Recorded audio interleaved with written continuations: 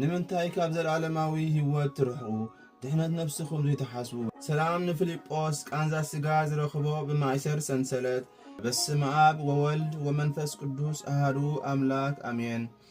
ዕለት 18 ህዳር በዛ ዕለት እዚኣ ካብ 12 ሐዋርያት ሓደ ፊልጶስ ሐዋርያ አረፈ። ነዚ ሐዋርያ እዚ ክፍሉ ሃገር አፍሪቃን ከባቢያን ስለ ዝነበረ ናብኣ መጺኡ ንስሙ ምስጋና ይኹን ብስም ጎይታና ኢየሱስ ክርስቶስ ሰበኸ። ኣባኻ ልቢ ዘረንግጽን ዘገርምን ተኣምራትን መንክራትን ገበረ። ሓደ ካብ ተኣምራቱ ምስ ጴጥሮስ ኮይኖም ናብቲ ሃገር ከኣቱ ምስ ቀረቡ ርኩስ መንፈስ ዝሓደሮ ሰብ ተቐበሎም። ኦ ናይ ክርስቶስ ሐዋርያት ናብዚ ሃገር ክትኣቱ ኣይሓድከኩምን እየ ኢሉ ዓዊሉ ጨርሐ። ጴጥሮስ ከዓ ገሰጾ እሞ እቲ ሰይጣን ከዓ ካብቲ ሰብኣይ ወፀ።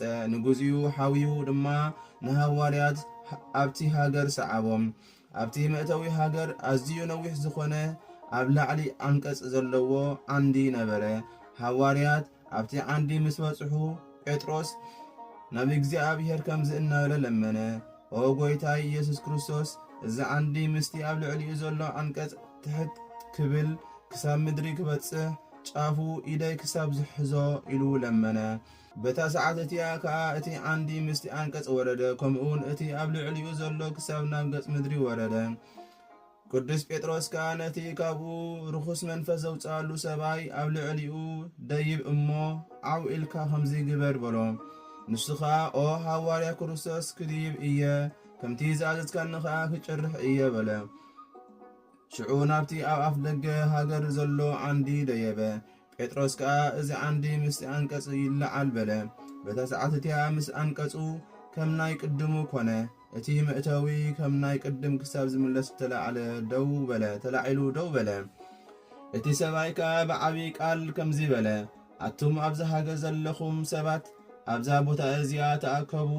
ናይቲ ጎይታ ሰማይን ምድርን ዝኾነ ክርስቶስ ሐዋርያት ኣብ ዘለውሉ ክባርኽኩምን ክልምንልኩምን ሓጢኣትኩም እውን ይቕረ ምእንቲ ክብልኩምን በሎም። ከምዚ ምስ በለ በርቅን ነጎዳን በረድን ኮነ። እቶም ደቂ ሃገር ከዓ ሰንበዱ፣ ኣጸቢቖም ከዓ ፈርሑ፣ ኣብ በዓትታትን ጎዳጉድን ኣተዉ።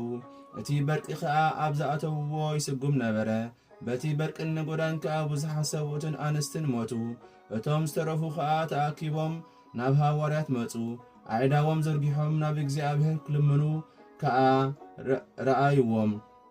ንሳቶም ከዓ እናበኸዩ ናብ ምድሪ ሰጊዶም ኦ ባሮት እግዚኣብሔር ይቕረ ክትብሉልና ልምነኩም ኣለና በልዎም።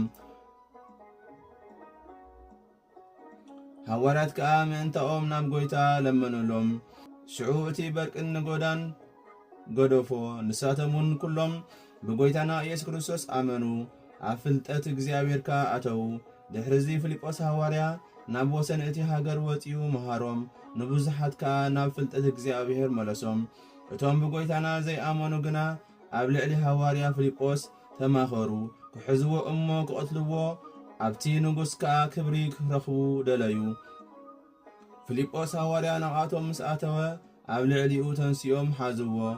ንሱ ድማ ክምስ ኢሉ ንምንታይ ካብ ዘለዓለማዊ ህይወት ትርሕቁ ድሕነት ነፍስኩም ዘይተሓስቡ በሎም።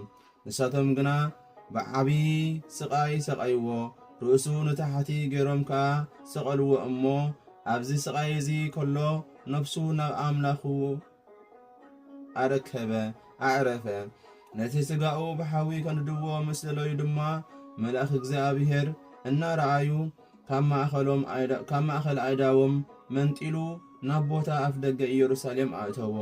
ነዚ ተኣምራት እዚ ምስ ረኣዩ ከዓ ኩሎም ብዓውታ ከምዚ እናበሉ ጨርሑ፣ ኣምላኽ ቅዱስ ፊልጶስ ሓደ እዩ በሉ። ብዛዕባ እቲ ዘሳቀይዎ ከዓ ሓዘኑን ተጣዕሱን ለይትን መዓልትን ከዓ ናብ እግዚኣብሔር ዝልምኑን ዝማልዱን ኮኑ። ጎይታ ድማ ስጋ ሐዋርያ ፊልጶስ መለሰሎም። ምስ ረኣይዎ ከዓ ኣጸቢቖም ተሓገሱ፣ ናብ ሃይማኖት ጎይታና ኢየሱስ ክርስቶስ ከዓ ተመልሱ። ምስጋና ንዕኡ ይኹን። ካብ ስጋኡ ድማ ብዙሓት ተኣምራትን መንክራትን ተገልጹ። በረኸቱ ምሳና ትኹን ዘለዓለመ ዓለም አሜን።